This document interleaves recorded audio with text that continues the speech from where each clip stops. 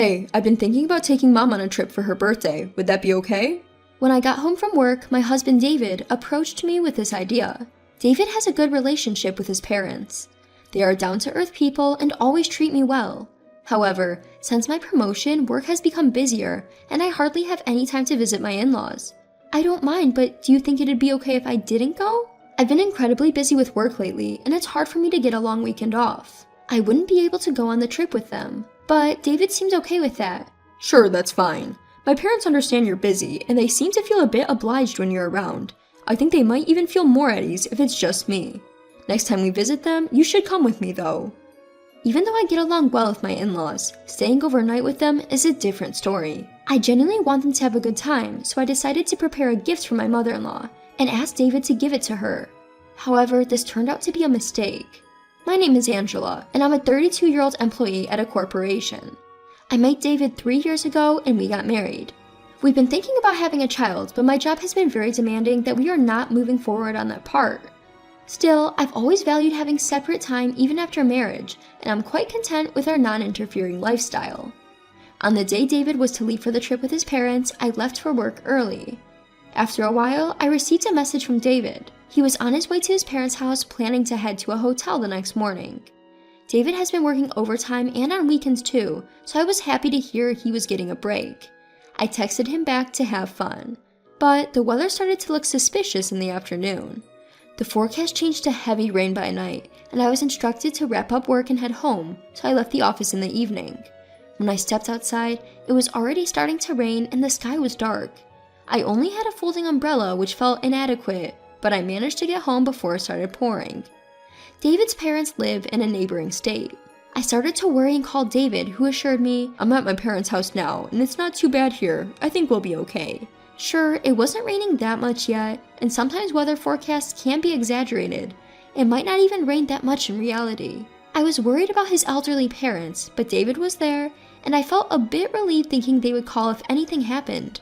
However, as the night progressed, the rain got heavier. Looking outside, it was clear the weather was pretty rough, and it would be better not to venture out. I turned on the TV, feeling anxious, and it seemed like it was raining quite heavily in the area where David's parents lived. As I was watching the weather news, the scene switched to a relay screen. The scene was the city where David's parents live. In a panic, I tried calling David, but I couldn't get through to him no matter how many times I tried. I sent him a message, but there was no reply. Worried, I called my mother-in-law, and the shocking truth was revealed. After a few rings, she answered the call. Mom, I saw it on the news, are you okay? Thank you, Angela. It's quite serious here and we got stranded while deciding whether to go to the shelter.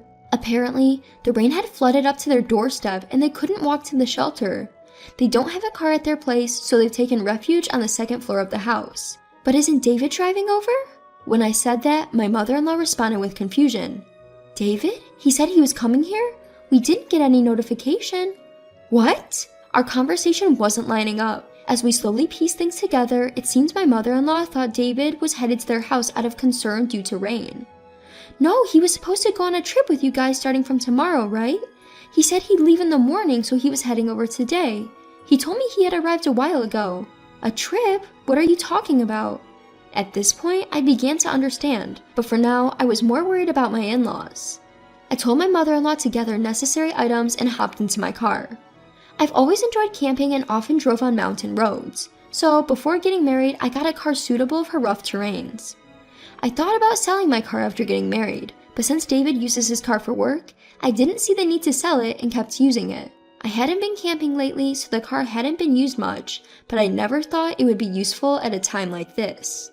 After about an hour, I reached my in-laws' house. The rain seemed to have lightened up a bit. However, it was uncertain when it would get worse again, and the nearby river was reportedly rising. We had to get away from there as soon as possible.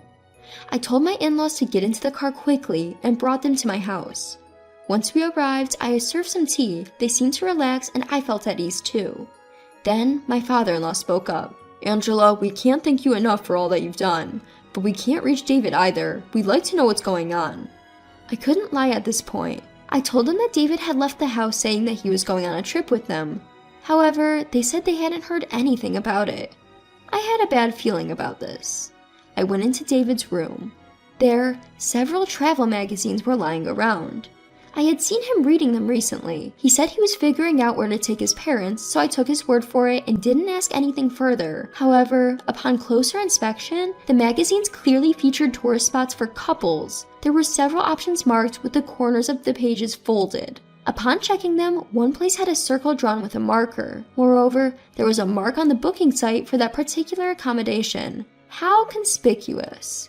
I booted up the computer in the living room. The history showed access to the booking site, and a confirmation email had been sent to an email address he doesn't usually use. If it were a trip with his parents, the reservation should have been for 3 people, but it was stated as for 2.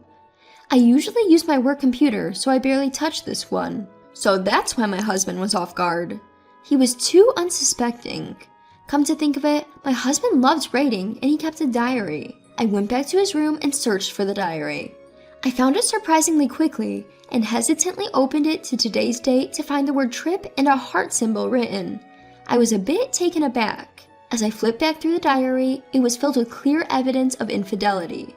Whether he didn't think he was doing anything wrong or was intoxicated with the immorality of it all, there were several entries about fun dates. My memory of the past is vague, but remembering recent events, it seemed that he had been going on these dates on days when he said he was working overtime or going into work on his days off. If it was just suspicious, I thought I could somehow gloss it over and not tell my in-laws and discuss it when my husband came home, but it was too blatant to hide from my in-laws.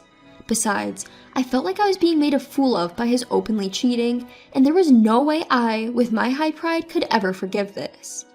While I was talking with my in-laws, my cell phone rang. It was from my husband. I asked my in-laws to stay quiet, and I answered the phone in a flustered manner. "Hello, where are you right now?"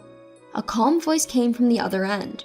"I'm at my parents' house. I'm going on a trip with them from tomorrow, remember? I emailed you about it in the afternoon. Why are you so flustered?" "I saw on TV that there's heavy rain in your parents' area, so I was worried if you were okay." "Yeah, it is raining heavily, but it's not a problem. Is that all?" My husband lied blatantly. He was going on a trip in the opposite direction, so he had no way of knowing the local situation. In front of me, my father-in-law was showing his anger, but my mother-in-law was restraining him. "Got it. You're coming back from the trip the day after tomorrow, right?" "Yeah, but I got the rest of next week off. I'll stay over after I drop off my parents. I guess I'll be home in about 3 days." Was he planning to enjoy such a long cheating trip? Suppressing my anger, I somehow managed to hang up the phone. Then I told my in-laws, "I'm sorry, I don't think I can continue with David anymore. He was cheating so blatantly. David must be planning to end things with me as well. Well, if that's the case, before he brings up divorce, I'll divorce him. It's my only pride. Fortunately, we don't have any children and my job is going well. It shouldn't be much of a problem if I got divorced and became single. Rather, if I don't have to do housework for my husband, it might be easier than it is now." My mother-in-law was crying and my father-in-law was furious. My in-laws apologized to me repeatedly, but they are going through a tough time too. This is not the time to make an apology to me. Besides, it's my husband who's at fault. I don't think it's my in-laws' responsibility. Surely he would get at least some information about what's going on at his parents' place from TV or the internet. Yet he didn't even contact his parents to check if they were okay. Maybe he's too infatuated with his affair partner, but no matter what, it's too much. I thought he was someone who could cherish his parents, but I was disappointed by this incident. I said to my in-laws who kept apologizing, "Could you give me a hand then?" The next day, I took a day off from work to put a plan into action. After a night, the rain had stopped at my in-laws' place and it was reported on TV that the damage wasn't severe. My in-law seemed relieved. After confirming that, I started to tidy up the house with the help of my in-laws. I called a friend who was a real estate agent and started looking for a place I could rent immediately. My friend said that since it was the off-season, there were places available for immediate occupancy and he would send me some options. In between tidying, I contacted a moving company, and because it was also their off-season, they said they could move me the next day. Things moved quickly, and luckily I found a place near work, so I decided to settle there. With the help of my in-laws, we almost finished tidying up by evening and I saw them off. The next day, I was going to move out of the apartment where I had been living with my husband. I had no hesitation about moving quickly.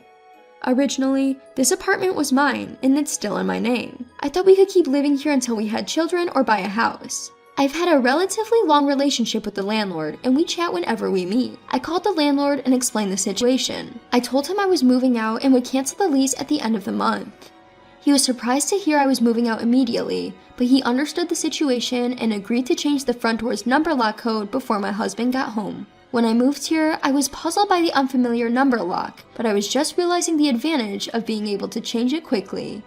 The next day, the movers took my belongings to the new apartment, and I asked the courier service to send my husband's belongings somewhere else. The new apartment was a great fit for me, and because it was the off-season, there was no first month's rent and the moving costs were also discounted. Once the move was over, I hurried to a law office. My in-laws called me worried, but I told them the move had gone smoothly and said I'd contact them once things had settled down. Days passed and it was the day when my husband was coming home. As expected, he called me in the evening. Angela, where are you? I can't open the door of the house, and the mailbox is blocked. What's going on? I could hardly suppress my laughter at my frantic husband's voice. I've moved out, I said. What? I'm divorcing you. Huh? I coldly told my surprised husband. Of course, right? Can I continue to live with someone who lies about going on a trip with his parents and actually goes on a cheating trip? At this, my husband fell silent. And isn't it too harsh not to contact it at all when your own parents' house is being hit by heavy rain? Hit by? You can't possibly not know, right? Have you not been watching TV or the internet at all? But don't worry, your parents came to my place and their house is safe, but you may never be able to return to that house. As I saw my in-laws off, my father-in-law firmly stated, "We have no intention of letting David back into this house. He must pay for his actions." What? Wait, what's happening? What should I do? And where are my belongings? My husband began to panic even more, but by this point I felt no sympathy for him. You know, if you're going to cheat, at least be smart enough not to get caught. The days you cheated, the name of the person with whom you had an affair, her address, I know it all. I even know the hotel you stayed at and the places you visited on your affair trip. You really thought you could hide it all? My husband was the type to take notes about everything, and his diary contained all the details of his affair, including his mistress's identity and address. From his computer history, I could see all the places he had visited with his mistress. I don't know if he underestimated me or he's just plain stupid. Perhaps it's a bit of both. If you wanted to divorce that badly, at least have the decency to do it before moving on to the next one. With that, my husband started making outrageous excuses. No, you've got it all wrong. It wasn't an affair. You've been so busy with work recently, you're rarely at home. You've been cooking less, our meals are mostly takeout, and you only clean and do the laundry every other day. You've been slacking off. At his words, I lost it. What? You're saying it wasn't an affair? How else would you explain it? And you're blaming me for the housework when you've dumped it all on me? You're usually home before me, so why don't you do some of the chores yourself? I've asked you for help countless times, haven't I? But you've always made excuses, saying you don't know how to do it.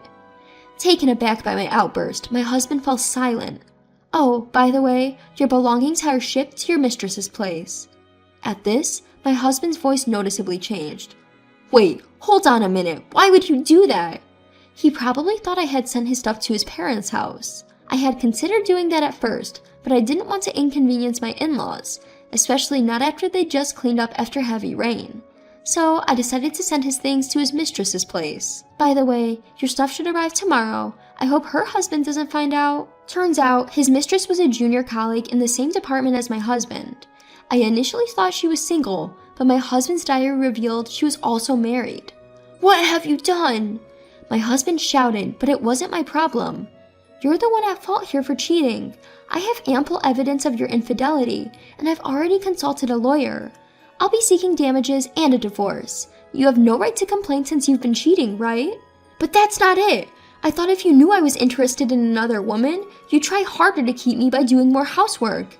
At his words, I could only sigh in disbelief. You sure are confident in yourself. Unfortunately, you're not nearly as attractive as you think you are. You've really overestimated yourself. Let me shatter that image for you. With that, I hung up, fully intending to make a fool of him.